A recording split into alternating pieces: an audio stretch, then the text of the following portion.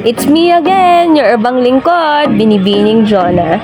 For today's vlog, nandito nga tayo kay Rosmer's Overload Palace. Dito lang yan sa Kalawan, Laguna.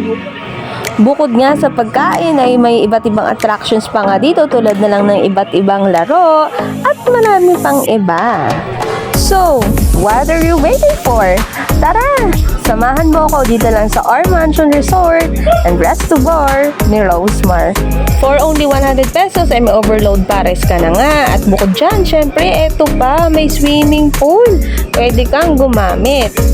May air-conditioned na room kung saan pwede kayong kumain. O, diba? Sobrang lawak nga nitong fully air-conditioned room na to kung saan pwede tayong kumain. Nitong overload pares nga na may only sabaw, only rice, at one soft drink. All for 100 pesos only. At hindi nga lang kain ang pwede natin gawin dito. Pwede rin kasi tayong maligo sa swimming pool at libre.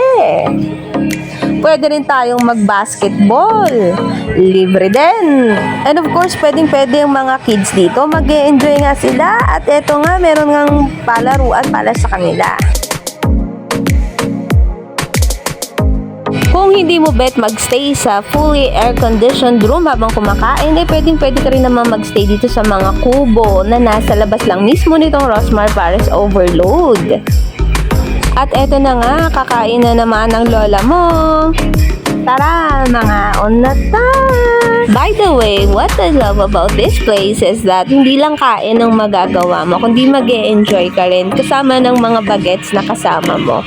So for only 100 pesos, enjoy ka na, busog ka pa.